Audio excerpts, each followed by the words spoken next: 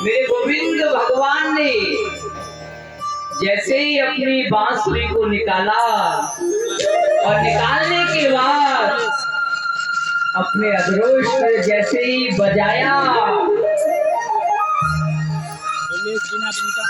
जैसे ही आवाज गोपियों ने सुनी,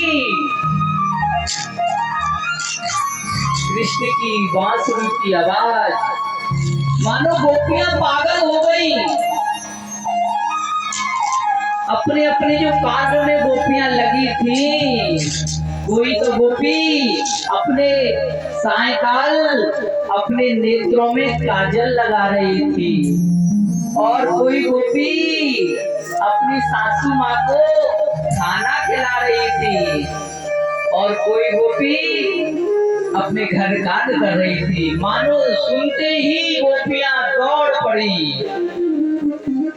और कैसे जा रही है, सब कुछ भूल गई, मत बोहरा गई गोपियों की, पागल हो गई। मन तो उस बांसुरी के साथ वही चला गया जहाँ मेरे गोविंद रास कर रहे हैं। हरि वृंदावन में बाजी बंसी, तीन लोग धुन छाई रे कन्हाई, मधुबन में धूम मचाई, मधुबन में धूम मचाई। वृंदावन में बाजी बंसी, वृंदावन में बाजी बंसी, तीन लोग धुन छाई कन्हाई, मधुबन में धूम मचाई।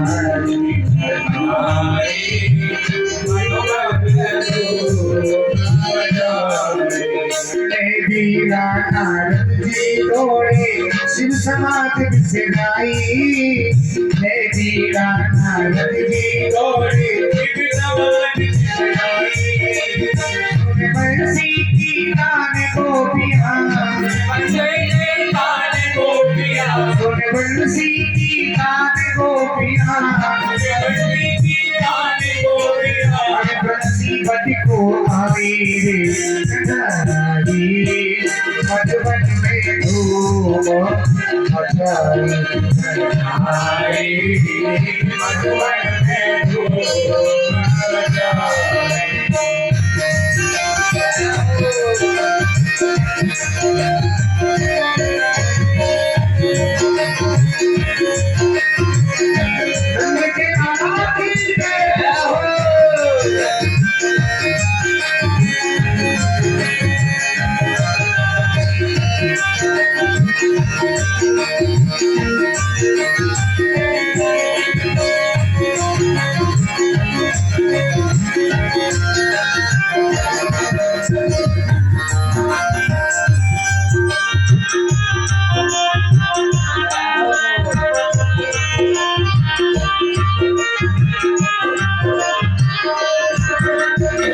जैसे जैसे उल्टे सूदे बेकार बिछाई, जैसे जैसे उल्टे सूदे बेकार बिछाई।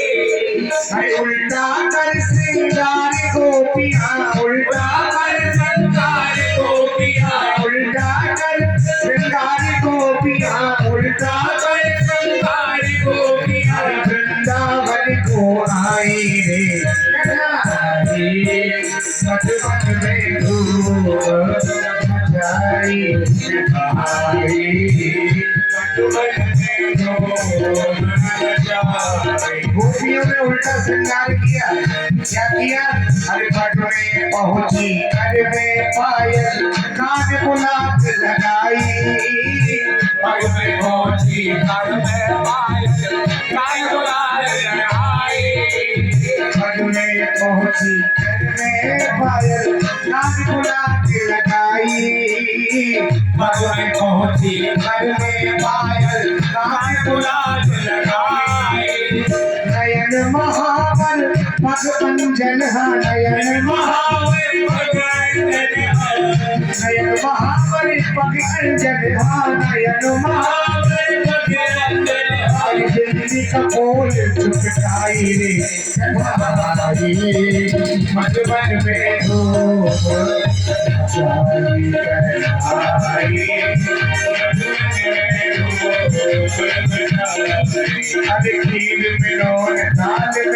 माखन में मिर्चाई, खीर में और दाल में माखन में मिठाई, खीर में और दाल में शक्कर, माखन में मिठाई, खीर में और दाल में माखन में मिठाई।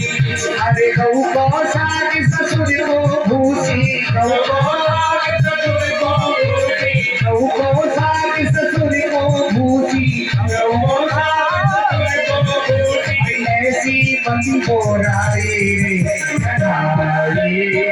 मधुबन में धूप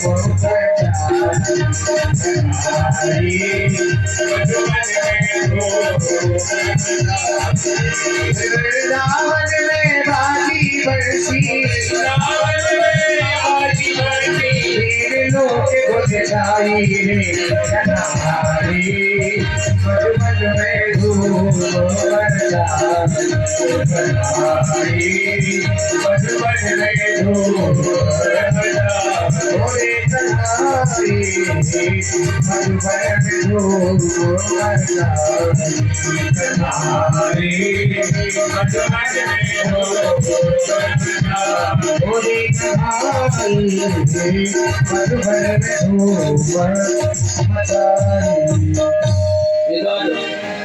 जैसे ही कृष्ण भगवान की वंशी को जब सुना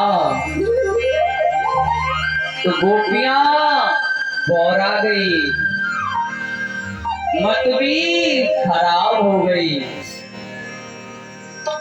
ऐसा होता है कि कोई किसी को बहुत प्रेम करता हो, अगर उसका फोन आ जाए और माताएं लोग खाना बना रही हो,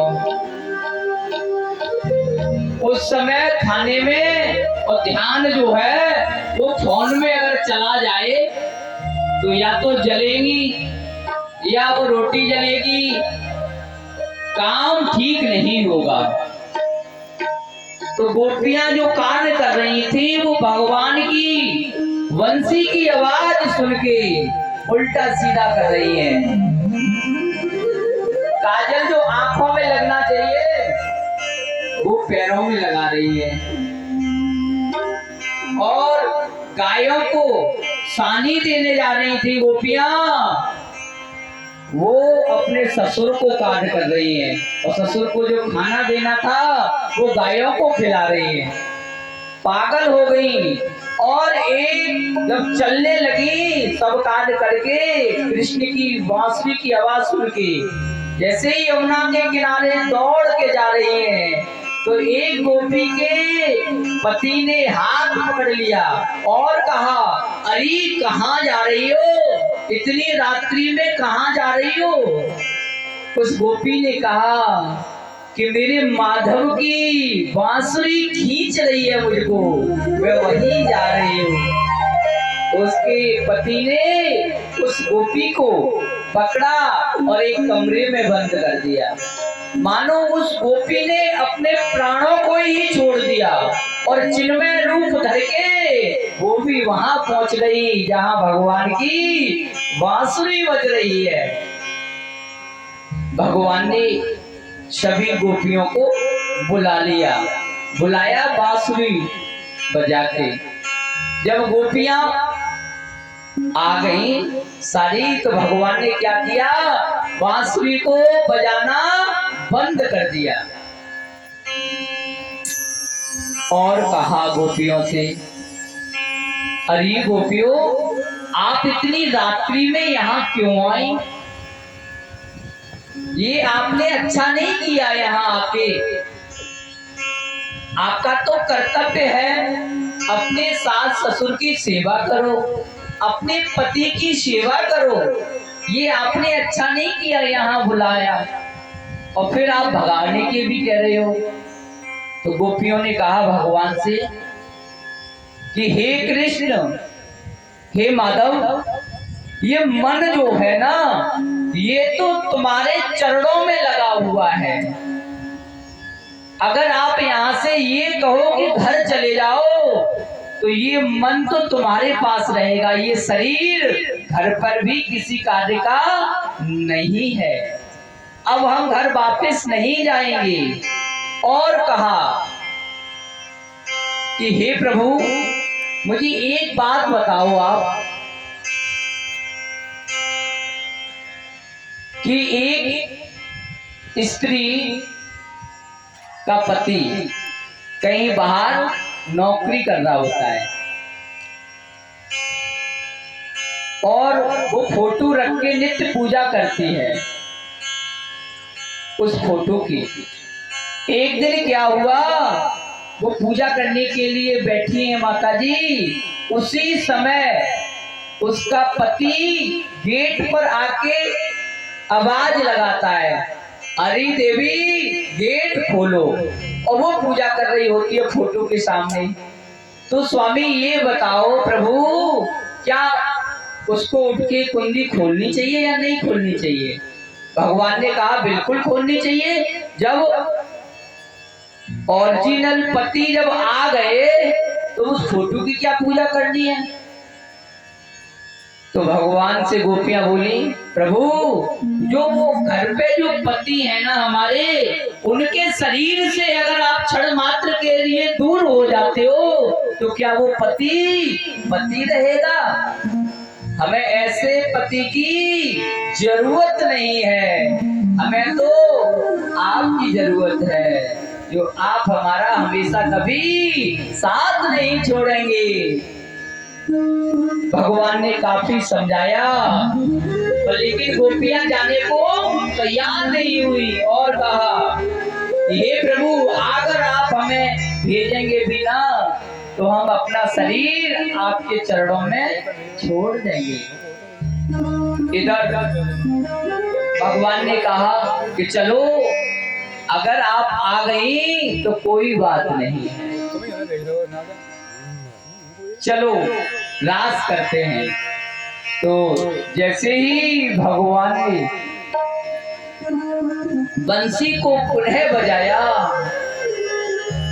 अब तो गोपियां सब नाचने लगी, रास कर रही हैं। भगवान भी गोपियों के साथ रास कर रहे हैं। रास करते करते वहां पर उस रास में माँ पार्वती भी आई है।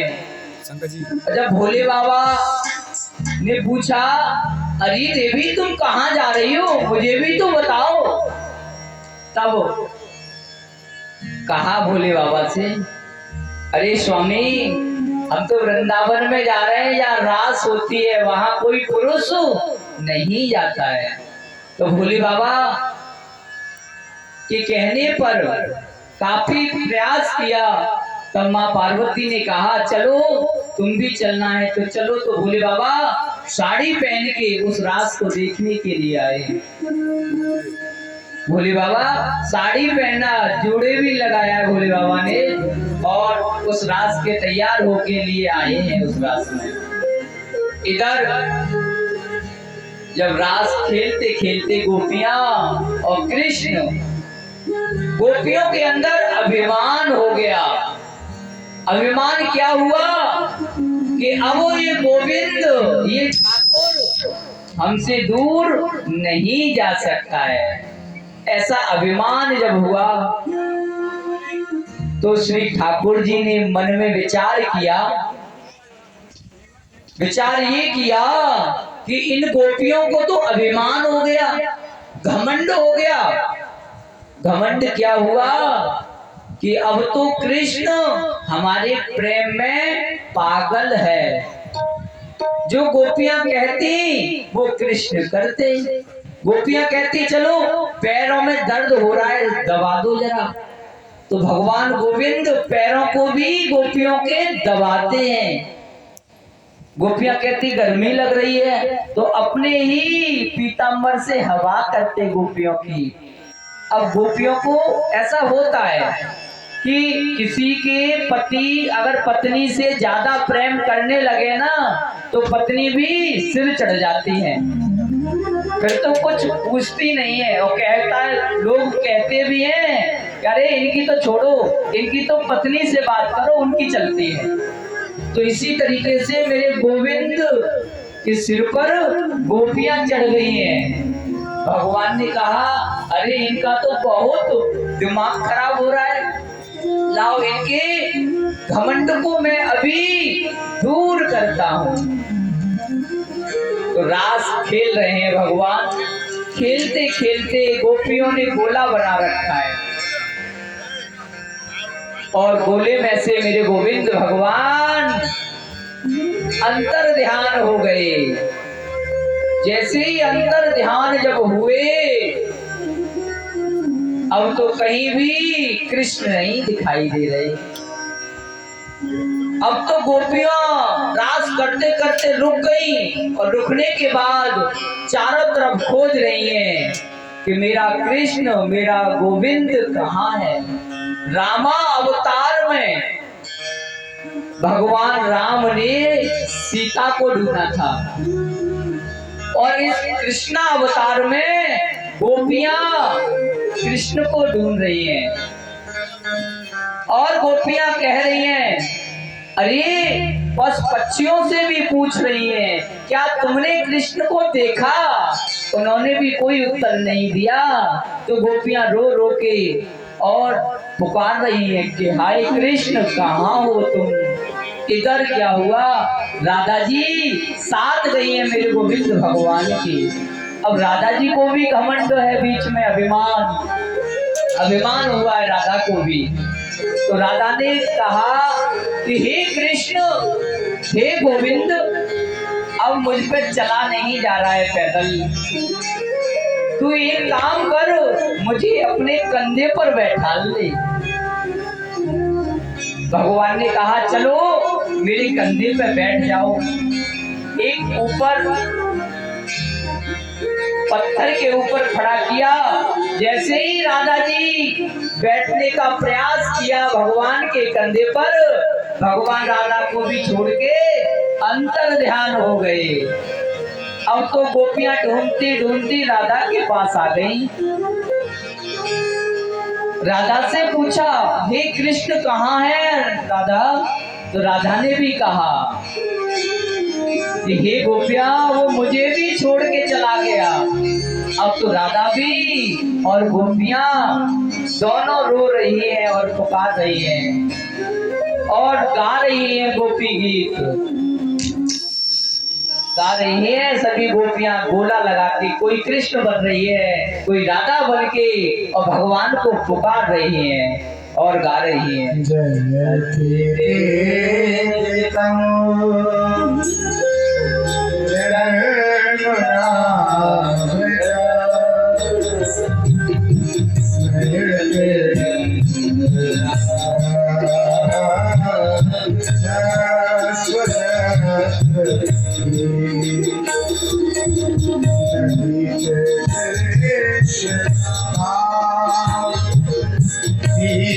छुटा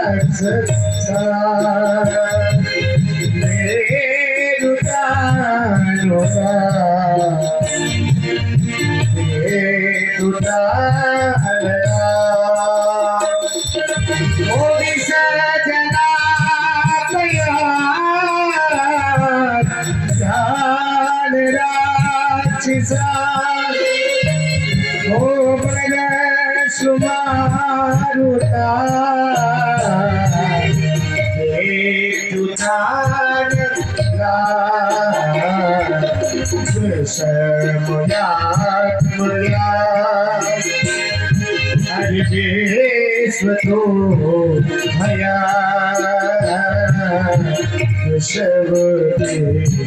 वयो रक्षिता गोपिका नंदनो